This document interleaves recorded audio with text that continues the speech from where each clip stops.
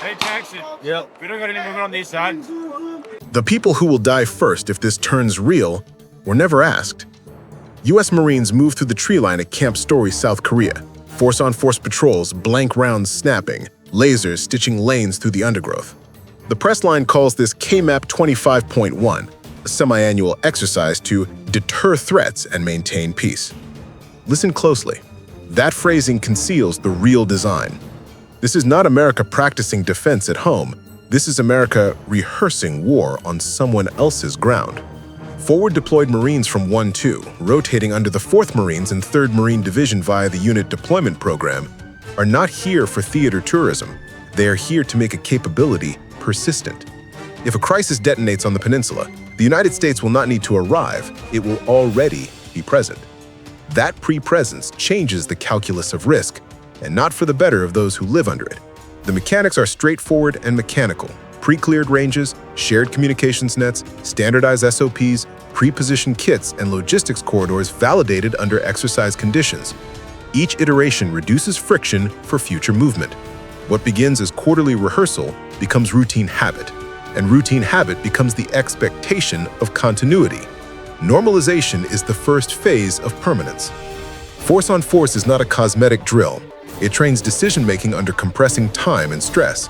It teaches junior leaders to act with lethal autonomy, to close, to shoot, to secure without waiting for higher permission. That capacity is valuable in combat and dangerous in peacetime, because the more reflexive the Allied machine becomes, the less room there is for restraint when a misread occurs. This posture sends 3 messages simultaneously. To Pyongyang, it shortens Allied reaction windows and hardens the peninsula's battle rhythm. To Beijing, it signals a lattice of enablers, air refuel, ISR links, maritime logistics that can be activated across the region. To Seoul, it implicitly rewrites sovereignty. Consenting once to hosting operational drills is not the same as consenting to carry the blast radius if deterrence fails. Make no mistake, these are not abstract dynamics. When Allied units rehearse together repeatedly, the map itself changes. A rail siding validated for pre-positioning under exercise conditions becomes a wartime conduit. A local training range cleared for live fire becomes an indexed location in targeting studies. Infrastructure validated in peacetime is infrastructure that remains legitimate in crisis. Legitimacy here is procedural, not popular. The moral transfer is real and asymmetrical. Washington externalizes the front line, Seoul, Tokyo, and other hosts internalize the danger. The guarantor retains political distance, while the host absorbs geographic exposure. That is the structural bargain of extended deterrence. The protector shifts the immediate risk onto allies while preserving domestic safety. It is rational strategy.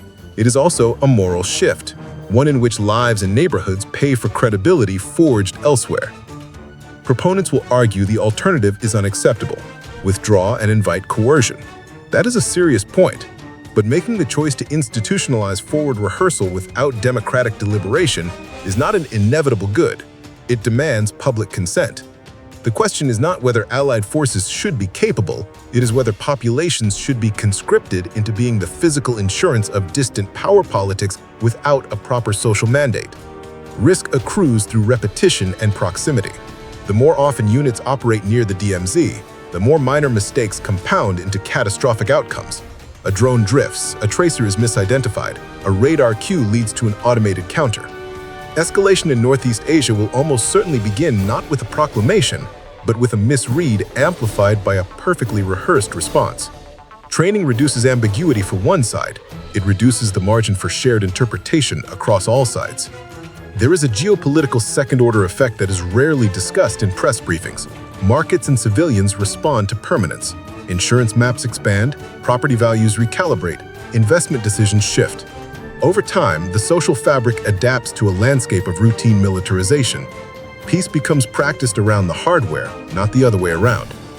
Seoul's government may sign off on rotation schedules and host nation agreements.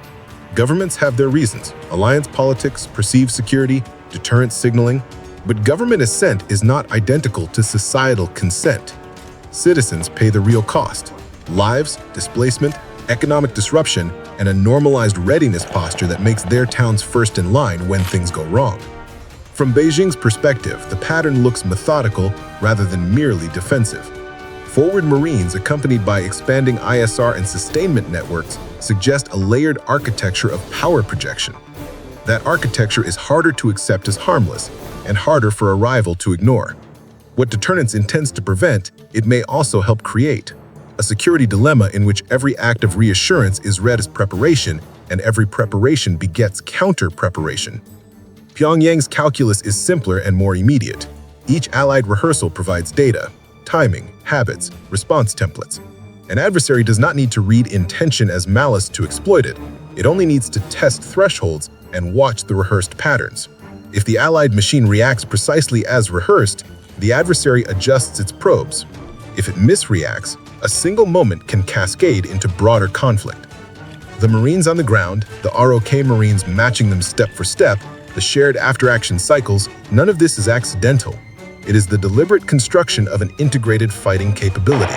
Professionalism is not the issue. The question being asked is structural. Who decides that a population will host someone else's lethal rehearsal, and what protections are written into that decision? Once pre-presence exists in film and in logistics, it becomes a political fact. Future deployments are framed not as escalation, but as continuity. We are protecting forces already in harm's way, the line will go.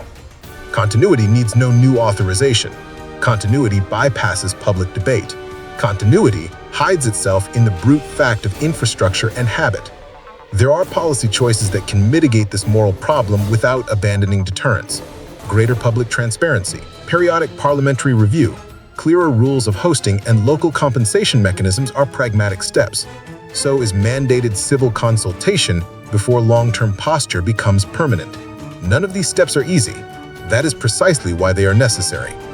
KMEP 25.1 will end, and the footage will circulate as routine reporting, but the precedent it inscribes will remain. Architecture outlives press releases. Once a pattern is set, reversal costs rise, institutions adapt, and citizens pay. The front line in this configuration is not an outcome of democratic choice. It is an engineered fact. This is not an argument for unilateral withdrawal. It is an argument for honest politics. If Allied credibility is to be maintained by stationing risk abroad, then the people who bear that risk must be asked to accept it knowingly, with protections and trade-offs laid bare. Otherwise, we continue rehearsing wars on other people's soil while calling the practice peace preservation. The people who will die first if deterrence fails were never asked. That is not a tactical anomaly. It is a strategic design. And until the politics catch up with the posture, the engineered frontline will remain the region's true and unchosen destiny.